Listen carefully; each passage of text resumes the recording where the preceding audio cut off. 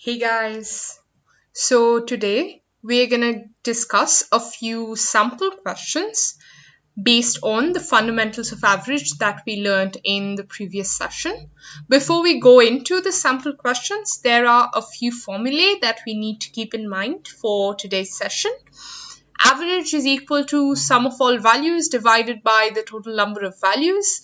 Rearranging this fundamental formula, we get sum of all values or total sum of values is equal to average into the number of values, and the number of values is equal to the total sum of all the values divided by average. So these are the three formulae basically that we need to keep in mind to solve these fundamental problems that we will have today as sample questions. Without further ado, let's get into the first question.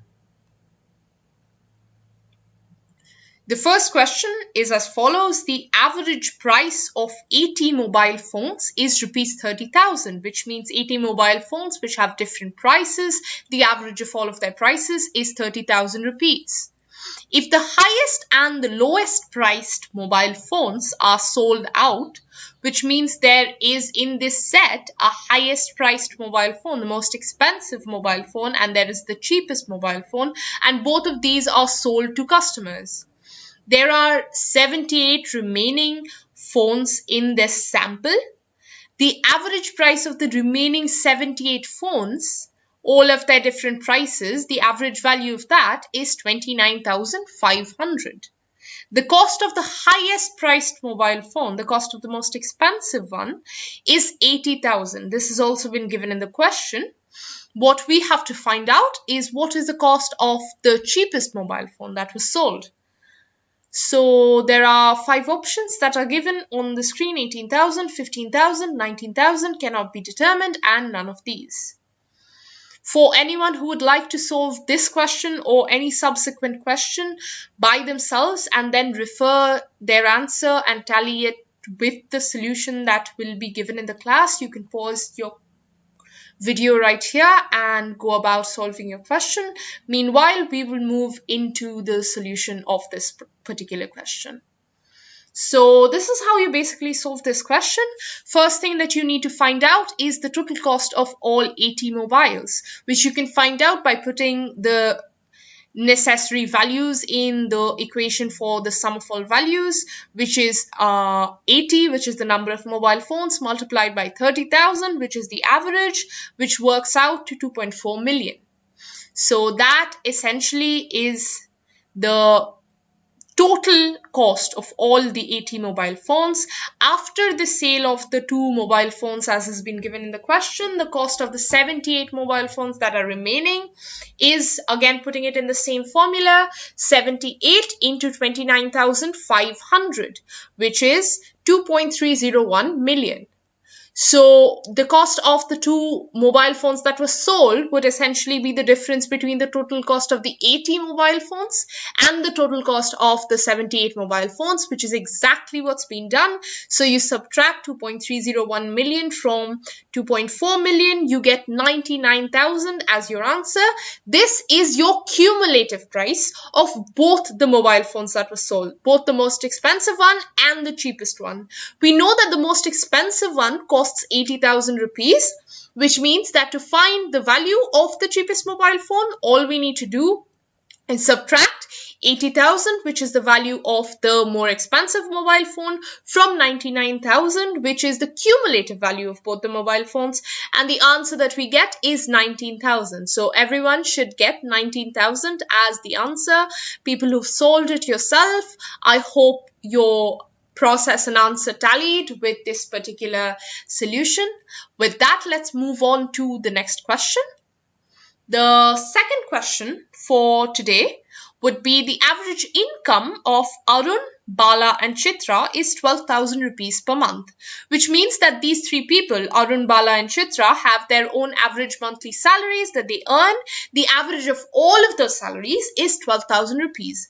Similarly, the average income of Bala, Chitra and David is 15,000 rupees per month. So their average salaries, the average of all of their salaries is 15,000 rupees per month. The only change that we have from the first set is that Arun is replaced by David.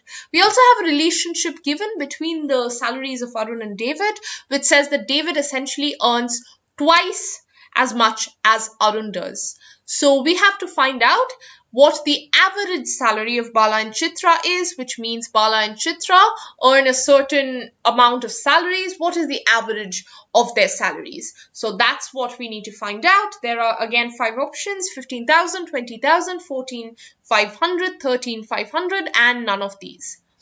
So let's move to the solution. People who've paused, please pause here. The solution for this particular problem would be Arun, Bala and Chitra together earn 3 into 12,000, which is 36,000. This is again the sum of all values concept, the formula that we're putting these values in. So we essentially get 3, which is the number of people, into 12,000, which is the average of all of their salaries. The total cumulative value of their salaries would thus be 36,000. Similarly, for David, Bala and Chitra, which is the second set, we use the same rationale, and the answer that we get here is 45,000 as the total salary of all of these people. These are essentially 2 equations that we do. So we label the first equation as 1 and the second equation as 2. Now we subtract the first equation from the second equation. So Bala and Chitra as a cumulative value cancels out. What we are left with on the left side is David minus Arun is 9,000 rupees, which is basically that David earns 9,000 rupees more than Arun. We, however, have a relationship between the income of David and Arun, which is essentially that David earns twice as much as Arun. So replacing David with 2 times Arun in the equation that we get from subtracting 1 from 2, we get 2 times Arun minus Arun is 9,000, which means that Arun basically earns 9,000 on an average monthly basis. Now we replace this value of Arun's salary in the first equation. So Bala and Chitra's cumulative salary in this case would be the total salary of all 3 of those people minus Arun's own salary, which is 36,000 minus 9,000. The answer to that is 27,000. So the cumulative salary for Bala and Chitra both would be 27,000, which means that the average salary for these 2 people would be 27,000 divided by 2 because there are 2 people.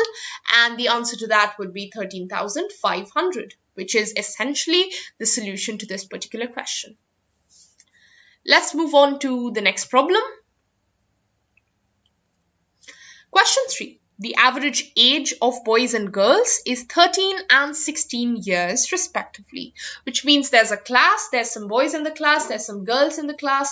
The average age of all of the boys together is 13 years, and for all of the girls together, separately from the boys, is 16 years.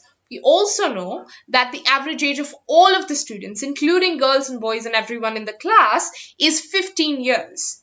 We also know that the number of girls in the class is 18. So how many boys are there in the class? The options are given as 6, 8, 9, 12 or none of the above. So here's the solution to this particular problem. Let the number of boys be x and the number of girls be y. Let us assume this. Therefore, the total number of students in that class is the number of boys plus the number of girls, which is x plus y. The sum of all ages of the boys is 13 into x, which is again the sum of the values principle, where we have 13 as the average age of the boys and x as the total number of boys that are there in the class. For the girls, similarly, the sum of all of their ages, the total age, would be 16 into y, again putting it in the exact same formula. For all of the students, we know the average and we know the total number of students that we have. We derived it in the first step itself. So from there, we can get that the sum of all the ages of all the students, the total age of all the students, would be essentially 15 into x plus y, which is 15x plus 15y.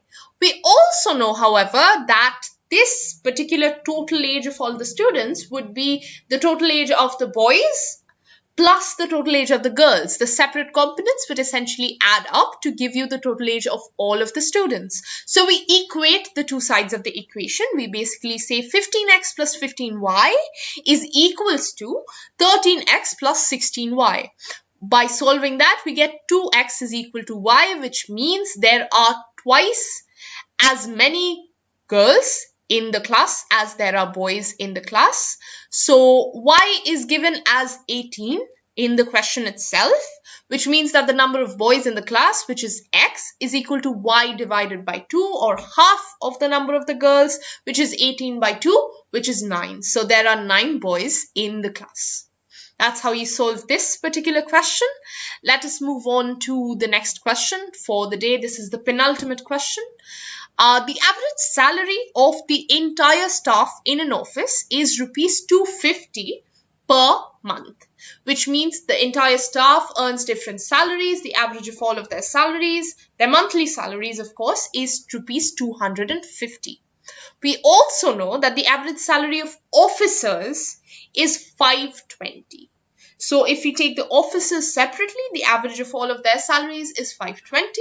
We also know that if we take the non-officers, or all of the staff who are not officers separately, and we calculate the average of their salaries, that works out to be 200 rupees.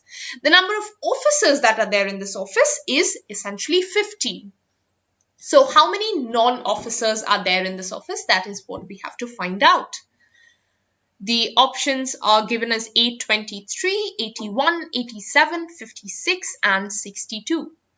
There will be some ridiculous options like that first option given in your problems as well to mislead you. Sometimes that may be the correct answer.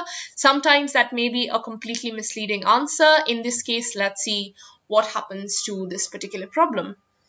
So the total number of staff, let the total number of staff in the office be x. Therefore, the total salary for all of the staff, taking again the sum of all values principle, is 250, which is the average, multiplied by x, which is the number of staff that are there in the office. Let the number of non-officers, people who are not officers but are part of the staff, be y. Therefore, the total salary of all of those non-officers in this case would be 200, which is the average of their salaries, into y, which is the number of non-officers that there are. The total salary of officers, of course, we have both the number of officers and the average of their salaries. So we put that in the formula simply, and 15 into 520 is what we get.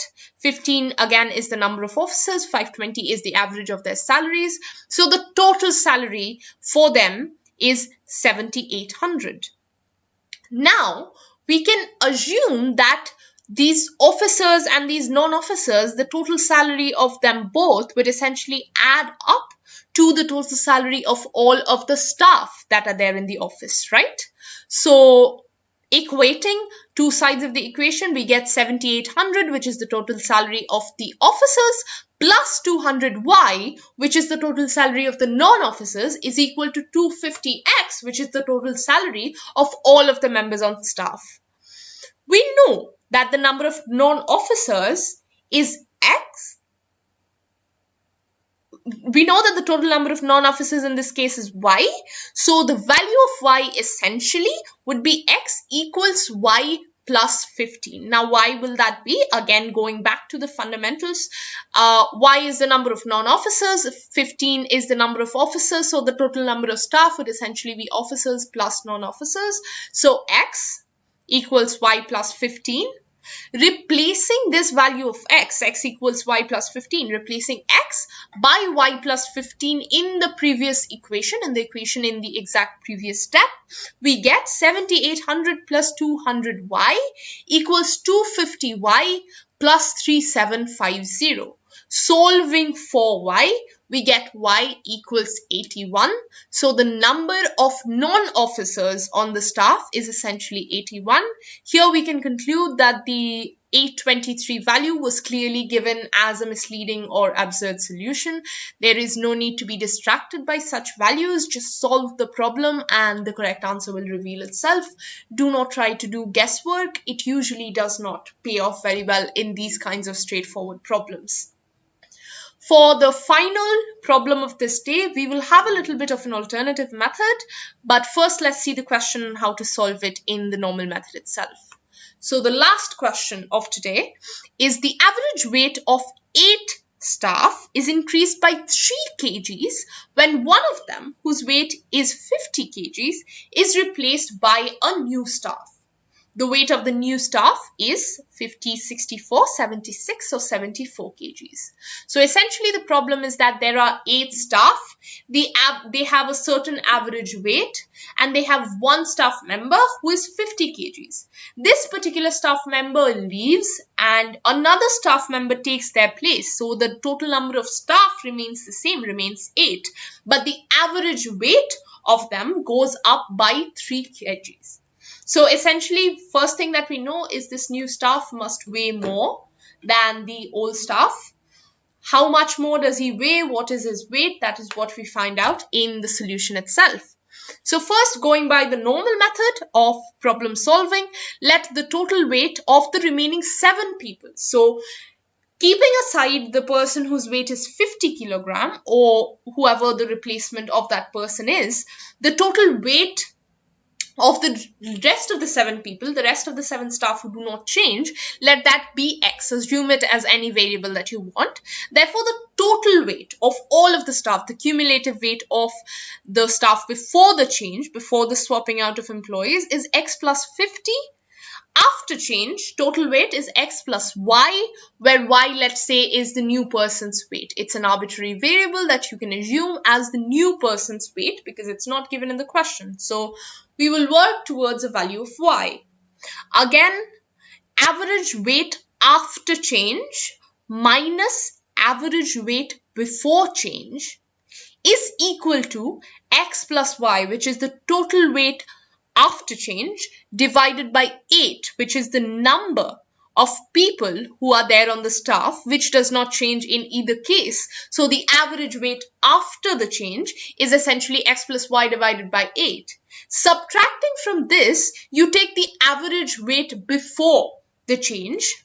So x plus 50, which is the total weight, divided by 8, which is the average weight before the change. So subtracting this value from the first value to solve these problem, we essentially get y minus 50 by 8 as the solution. So the average weight after change minus the average weight before change is equals to y minus 50 by 8.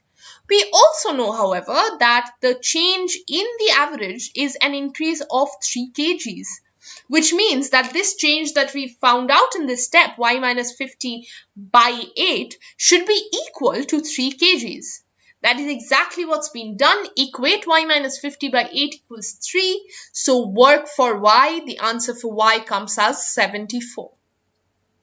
For this particular type of problem where there is a replacement of one value by another, and as a result of that, the average undergoes a certain change, for this kind of problem, what we can do is follow this basic formula that's given in the first bullet point. New value equals old value plus change in average into number of values. The change in average will include the sign of the change. So if there is an increase, the sign of the change in average will be positive. If there is a decrease, the sign of the change in average will be negative, which means there is no absolute value that we're taking. The sign is very important in this case, because if a person comes in or a value comes in which is more than the initial value, the change in average will be positive. If a person or a value comes in that is less than the value that is replaced, the change in average will be negative. In that case, there will be a reduction, or the new value will have to be less than the old value. So to reflect that, the sign becomes very important in this case. Do not forget to include the sign, the increase, decrease denoting positive, negative sign. Increase is denoted by positive, decrease is denoted by negative. Please do not forget to include the sign in the particular problem. If the change is a decrease, be very careful about the sign. The new value should be less than the old value. That is your rule of thumb. That is what your final answer should be. It should always be less than the old value. If there is a decrease in average, it should be more than the old value if there is an increase in average. Anyway, trying this formula on the problem that we just did, y, which is the new value, equals 50, which is old value, plus 3, which is the change in average, into 8, which is the number of values, which is 50 plus 24, which is 74. This cuts down the number of steps, the number of problems, the number of multiplications that you need to do in the normal solution drastically. There is a sharp decrease in the number of steps, so this is a beneficial process, but do be very careful about the sign. That's all for this day. I hope the sample questions helped you out. This is only a few types of questions among the absolute multitude of questions that averages may give you. We will address a few more in some future classes. You will get a few more in quizzes, online, and mock tests in different places. Refer, if possible, to the books of your younger classes, which may have more fundamental problems based on this topic. And just practice makes perfect for averages. Make it so that all of the processes that you're doing in these problems is inherent and intrinsic, and you don't really have to think about it.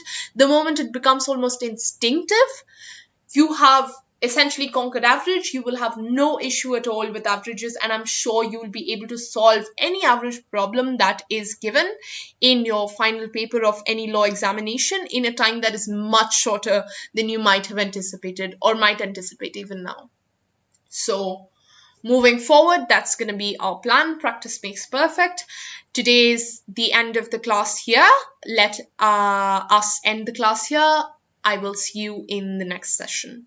Thank you so much for attending. See you in the next session. Goodbye.